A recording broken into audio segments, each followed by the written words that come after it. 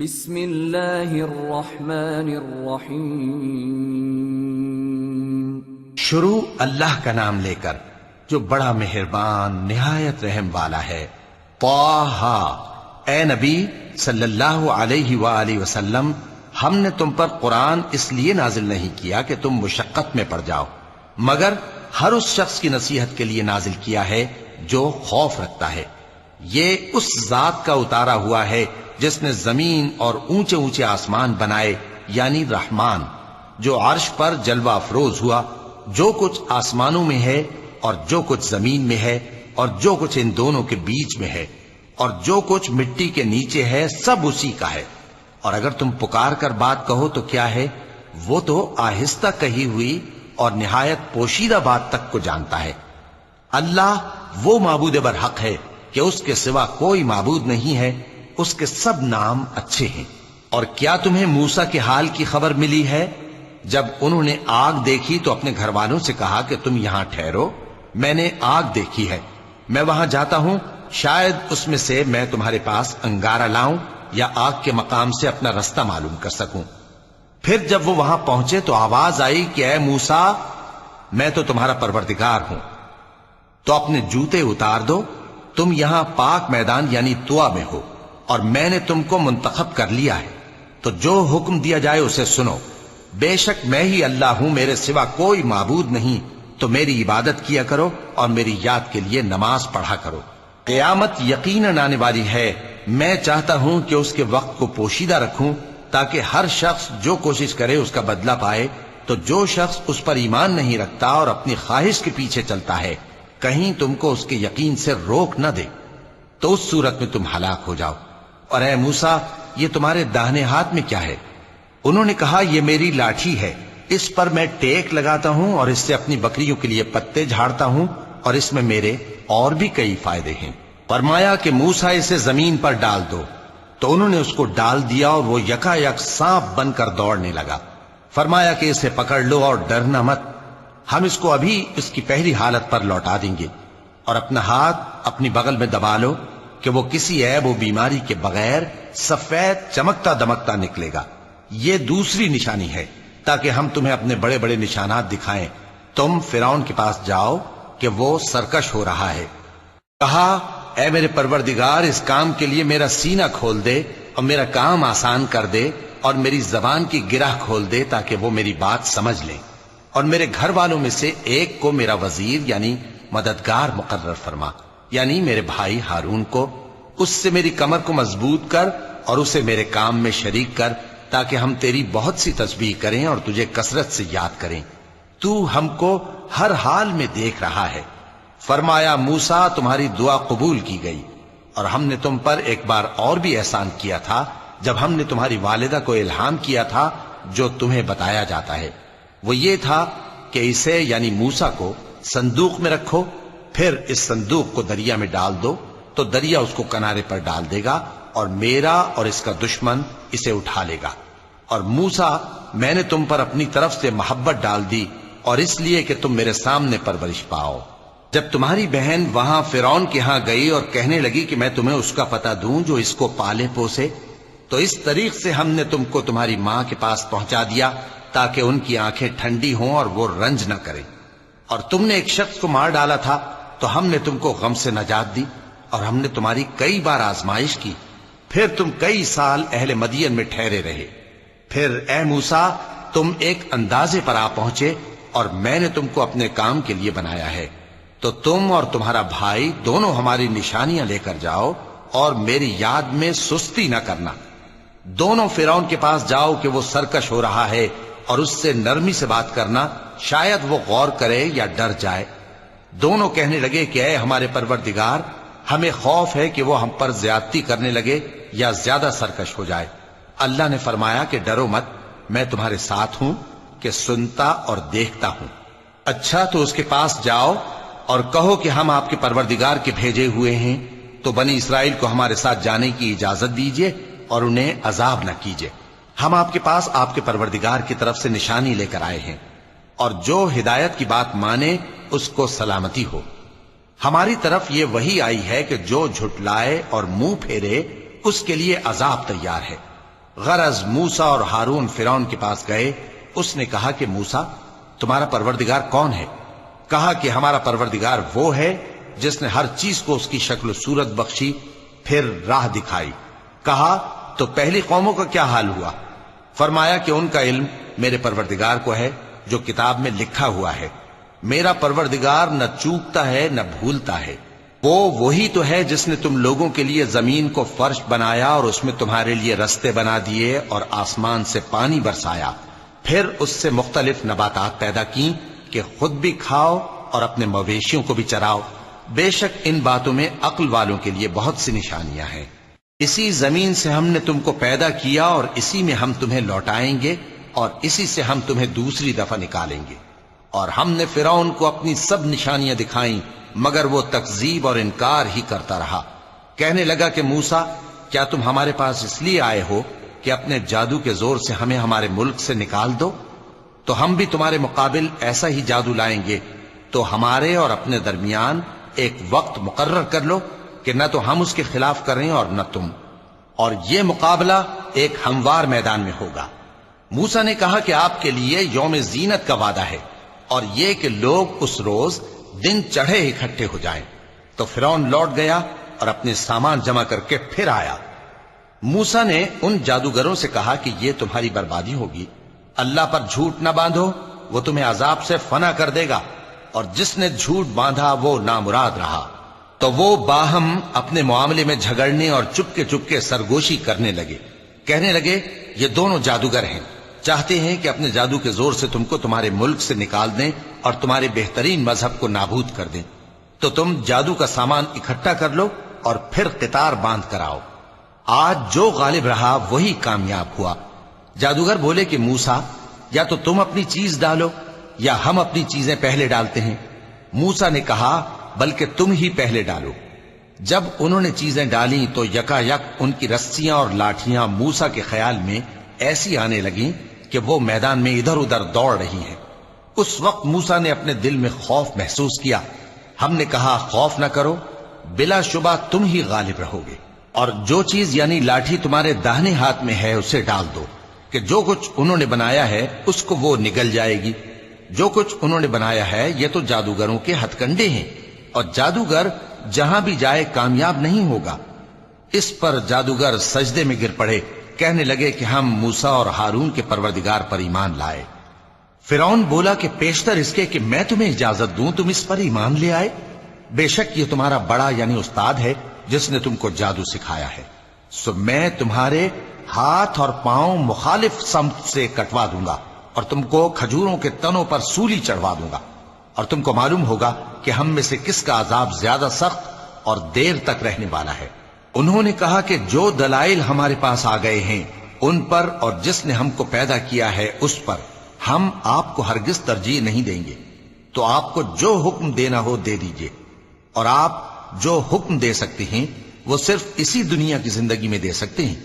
ہم تو اپنے پروردگار پر ایمان لے آئے تاکہ وہ ہمارے گناہوں کو معاف کرے اور اسے بھی جو آپ نے ہم سے زبردستی جادو کرایا. اور اللہ سب سے اچھا ہے اور ہمیشہ باقی رہنے والا ہے. جو شخص اپنے پروردگار کے پاس گناہگار ہو کر آئے گا تو اس کے لیے جہنم ہے جس میں نہ وہ مرے گا نہ جیے گا، اور جو اس کے روبرو ایماندار ہو کر آئے گا اور عمل بھی نیک کیے ہوں گے تو ایسے لوگوں کے لیے اونچے اونچے درجے ہیں، یعنی ہمیشہ رہنے کے باغ جن کے نیچے نہریں بہ رہی ہیں، ہمیشہ ان میں رہیں گے. اور یہ اس شخص کا بدلہ ہے جو پاک ہوا. اور ہم نے موسیٰ کی طرف وہی بھیجی کہ ہمارے بندوں کو راتوں رات نکال لے جاؤ، پھر ان کے لیے سمندر میں لاٹھی مار کر خشک رستہ بنا دو. پھر تم کو نہ فرعون کے آ پکڑنے کا خوف ہوگا اور نہ غرق ہونے کا ڈر. پھر فرعون نے اپنے لشکروں کے ساتھ ان کا تعاقب کیا تو سمندر کی موجوں نے ان پر چڑھ کر انہیں ڈھانک لیا یعنی ڈبو دیا. اور فرعون نے اپنی قوم کو گمراہ کر دیا اور سیدھے رستے پر نہ ڈالا.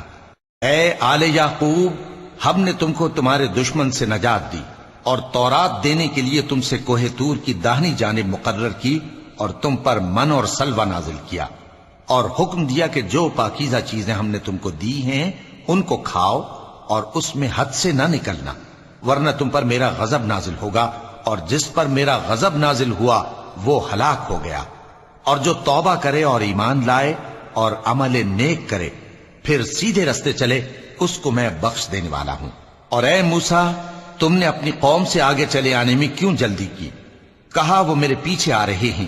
اور اے میرے پروردگار، میں نے تیری طرف آنے کی جلدی اس لیے کی کہ تو خوش ہو جائے۔ فرمایا کہ ہم نے تمہاری قوم کو تمہارے بعد آزمائش میں ڈال دیا ہے اور سامری نے ان کو بہکا دیا ہے۔ اور موسیٰ غصے اور غم کی حالت میں اپنی قوم کے پاس واپس آئے اور کہنے لگے کہ اے قوم، کیا تمہارے پروردگار نے تم سے اچھا وعدہ نہیں کیا تھا؟ کیا میری جدائی کی مدت تمہیں لمبی معلوم ہوئی، یا تم نے یہ چاہا کہ تم پر تمہارے پروردگار کی طرف سے غضب نازل ہو اور اس لیے تم نے مجھ سے جو وعدہ کیا تھا اس کے خلاف کیا؟ وہ کہنے لگے کہ ہم نے اپنے اختیار سے آپ سے وعدہ خلافی نہیں کی، لیکن ہم ان لوگوں کے زیوروں کا بوجھ اٹھائے ہوئے تھے، پھر ہم نے اس کو آگ میں ڈال دیا اور اسی طرح سامری نے ڈال دیا۔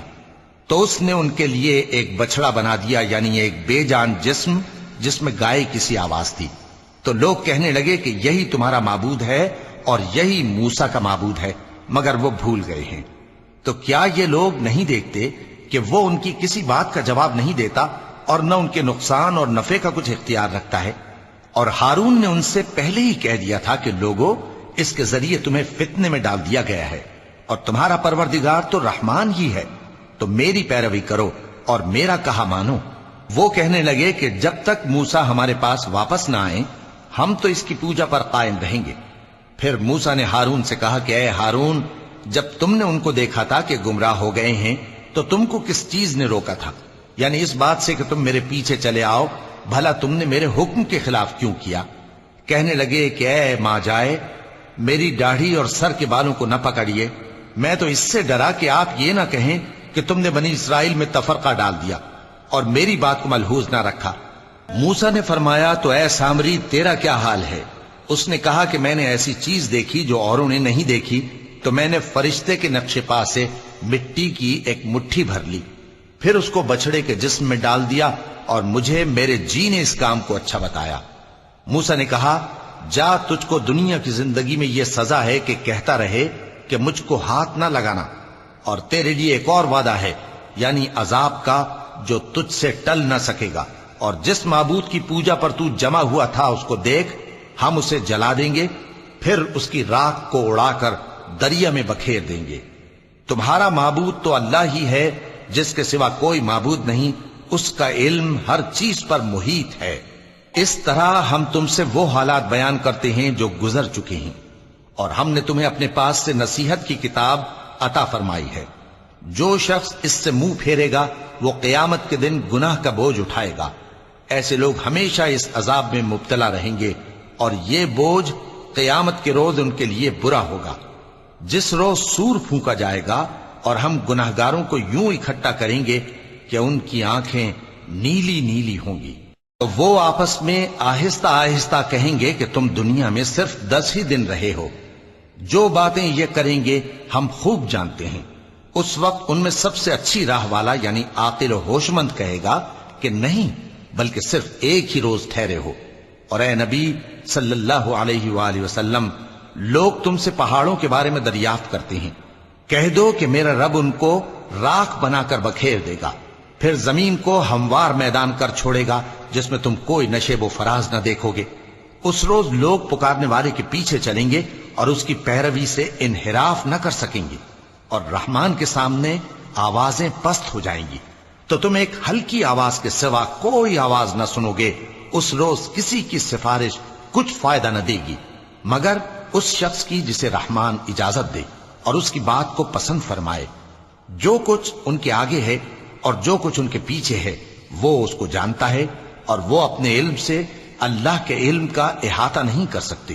اور اس زندہ و قائم کے روبرو منہ لٹک جائیں گے، اور جس نے ظلم کا بوجھ اٹھایا وہ نامراد رہا، اور جو نیک کام کرے گا اور مومن بھی ہوگا تو اس کو نہ ظلم کا خوف ہوگا اور نہ نقصان کا۔